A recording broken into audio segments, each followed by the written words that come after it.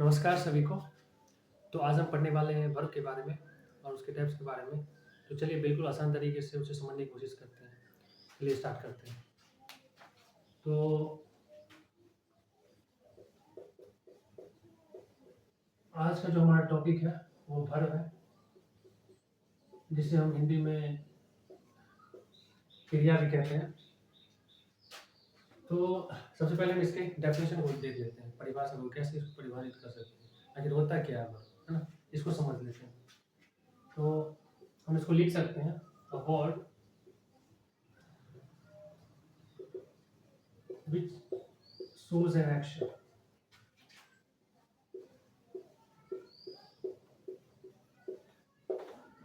मतलब वैसे शब्द जो एक एक्शन को दिखाता है, मतलब कोई व्यक्ति अगर कुछ कर रहा है तो क्या कर रहा है, तो वही उसका क्या कहलाएगा, वो वर्ब कहलाएगा। वही हिंदी में हम कहते हैं उसको क्रिया कहते हैं। जैसे और भी समझने की कोशिश करते हैं दूसरे तरीके से, इसको हम और भी लिख सकते हैं।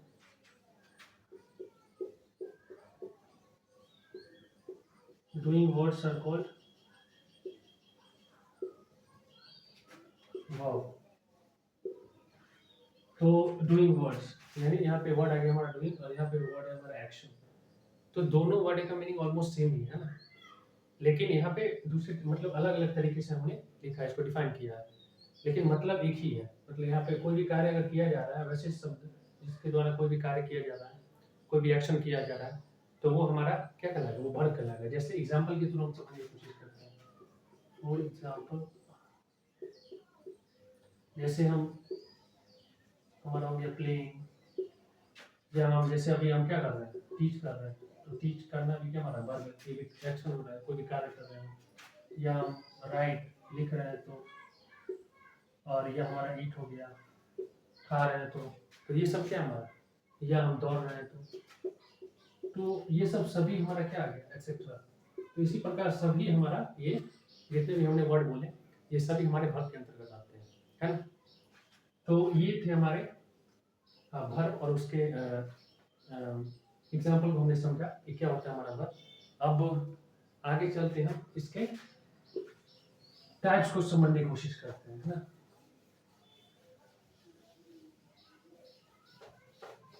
तो जहाँ तक इसके टाइप्स की बात कर लें, इसको हम क्लासिफाई करते हैं फंक्शन के बेसिस पे, या ग्रामर में किस प्रकार इसको यूज करें, तो उसके बेसिस पे भी हम इसको क्लासिफाई करते हैं टाइप्स में। तो उसके अनुसार हम देखेंगे। सबसे पहला जो हमारा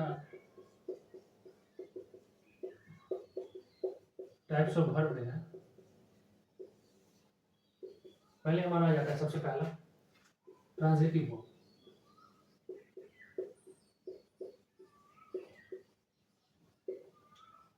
तो ट्रांजिटिव वर्ब होता क्या है, वैसा वर्ब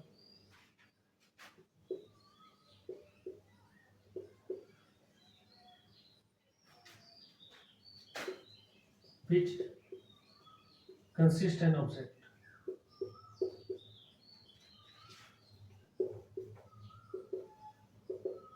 मतलब यहाँ पे एक वर्ड है हमारा ऑब्जेक्ट, तो ये इंपॉर्टेंट है। मतलब वैसे वर्ब जिसके पास क्या ऑब्जेक्ट हो, है ना, कर्म हिंदी में कहते हैं, तो वो ट्रांजिटिव वर्ब कहलाता है। कैसे, चलिए समझने की कोशिश करते हैं एग्जाम्पल के थ्रू। जैसे राधा सिंग्स अ सॉन्ग, तो हमारा ये सब्जेक्ट हो गया वर्ब, और ये जो हमारा हो गया अ सॉन्ग ये क्या हो गया, ये हमारा ऑब्जेक्ट हो गया, है ना। तो इसी में हमारा और देखेंगे, तो ये हमारा ट्रांजिटिव वर्ब क्या कहलाएगा, जिसमें कि ऑब्जेक्ट हो, है ना, वो ट्रांजिटिव वर्ब हमारा कहलाएगा। अब इसी में हम देख लेते हैं इसका जस्ट अपोजिट, दूसरा में इंट्रांजिटिव वर्ब, है ना। तो ये नाम से ही पता चल रहा है, उसमें ट्रांजिटिव है, इसमें इंट्रांजिटिव है, यानी कि नो ऑब्जेक्ट, इसमें कोई ऑब्जेक्ट ही नहीं होता है। जैसे समझने की कोशिश करते हैं, यही इसी का एग्जांपल ले लेते हैं। जैसे राधा सिंग्स अगर हम लिखें, तो यहाँ पे हम देख सकते हैं कि यहाँ पे राधा सिंग्स सॉन्ग था, यानी कि पता था कि राधा क्या है, गाना गाती है।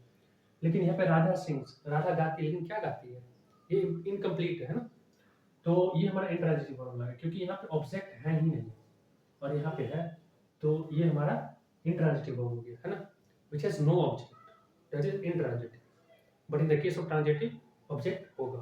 तो ये चीज़ आप लोग क्लियर रखिएगा। तो ये हमारा दो टाइप्स हो गए। अब आगे हम इसके और टाइप्स को देखते हैं।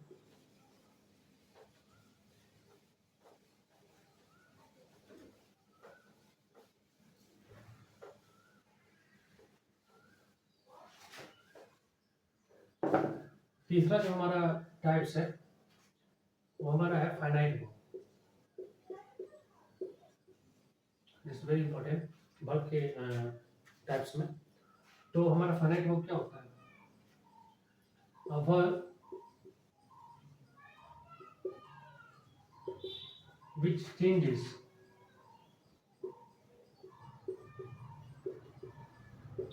according to tense। तो हमारा यहाँ पे ये वर्ड इंपॉर्टेंट है, या पर्सन के अकॉर्डिंग या टेंस के अकॉर्डिंग वैसा वर्ब जो कि चेंजेस हो। अब कैसे इसको बिल्कुल आसान तरीके से समझने की कोशिश करते हैं।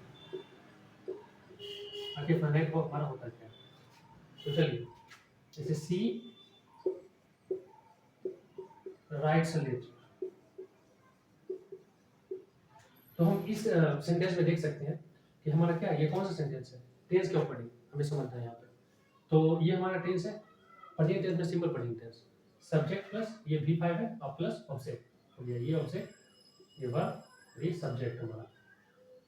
अब हमारा ये क्या है कि ये सिंपल प्रेजेंट टेंस है, तो ये टेंस के अकॉर्डिंग हमारा चेंज हो सकता है। जैसे अगर हम इसको प्रेजेंट है हमारा, ये प्रेजेंट है, तो इसको हम अगर पास्ट में बदलना चाहें तो क्या लिख सकते हैं?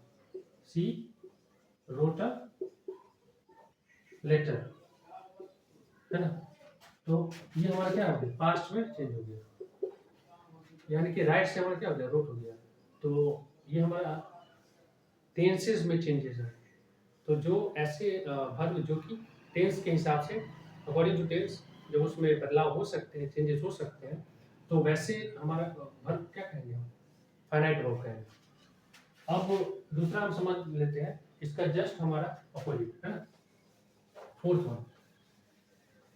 ये तो फाइनाइट वर्ब हो गया। हमारा नेक्स्ट है, इसी का उल्टा नॉन फाइनाइट वर्ब है ना।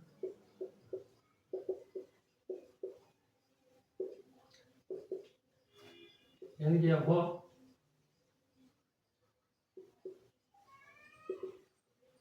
which do not changes with tense according to tense।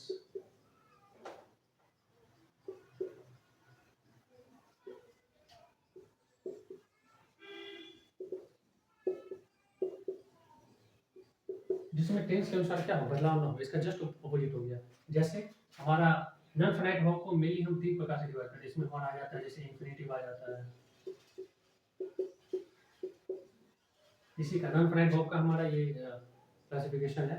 तीन तरह से हम इसको कर सकते हैं। एक हो गया हमारा क्या, इसमें दूसरा हमारा हो गया जेरंड हो गया, तीसरा हमारा हो गया पार्टिसिपल हो गया, है ना। तो ये तीन हमारा क्या आता है? ये नॉन फाइनाइट वर्ब के अंदर ही आता है। तो इसमें हमारा टेंस के हिसाब से इसमें चेंजेस नहीं होते हैं, है ना। तो जैसे हम फॉर एग्जांपल समझने की कोशिश करते हैं, जैसे running is my passion, running is my passion. तो इस एग्जांपल में समझ लेते हैं। एक तो हमारा ये क्या हो गया, जेरंड हो गया, है ना, ये सेंटेंस हो। तो ये हमारा क्या होगा, इसमें टेंस के अकॉर्डिंग चेंजेस नहीं होंगे, है ना।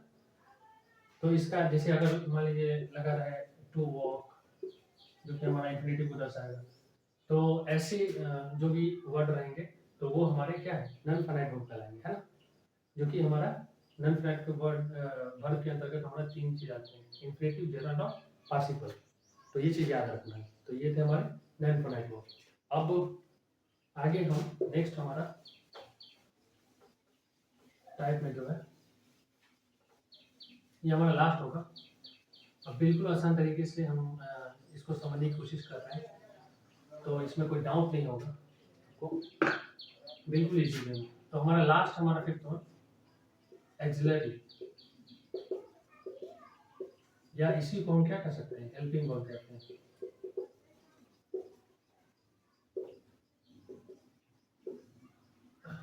वर्ब इसको हम अगर डिफाइन करने की कोशिश करें, वैसे तो सीधा पता चल रहा है कि हेल्पिंग वर्ब है, लेकिन अगर हम इसको डिफाइन करने की कोशिश करें, अ वर्ब which use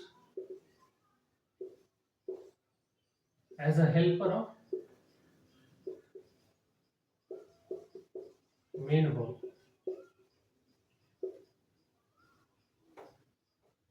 है ना, या और बिफोर मेन वर्ब हम कह सकते हैं।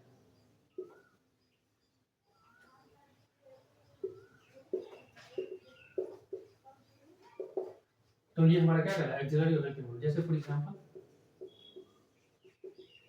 मतलब कि जो मेन वर्ब के पहले ज़्यादातर यूज होते हैं एज अ हेल्पर, तो वो हमारा मेन वर्ब, वो हमारा एक्सिलरी या हेल्पिंग वर्ब कहलाएगा। और हम इसको और भी तरीके से कह सकते हैं कि ये ज़्यादातर हमारा क्या होता है, ये तो पहले यूज होता है और as a helping verb use होता है ना, मेन वर्ब के साथ पहले हमेशा। तो जैसे हम एग्जांपल में कुछ ऐसे वर्ड्स हैं हमारे, जैसे हो गया हमारा इज, एम हो गया, आर हो गया, हैज, हैव, तो ये सब जितने भी हैं, सेल हो गया, विल हो गया, तो ये सब जितने भी हमारे वर्ड हैं, ये सभी क्या हमारे एक्सिलरी या हेल्पिंग वर्ब है। तो ये थे हमारे वर्ब और उसके टाइप्स। हमने बिल्कुल आसान तरीके से समझने की कोशिश किया इसे। आई होप आप लोगों को समझ में आया होगा। तो मिलते हैं अगले वीडियो में फिर से एक नए टॉपिक के साथ। Thank you so much.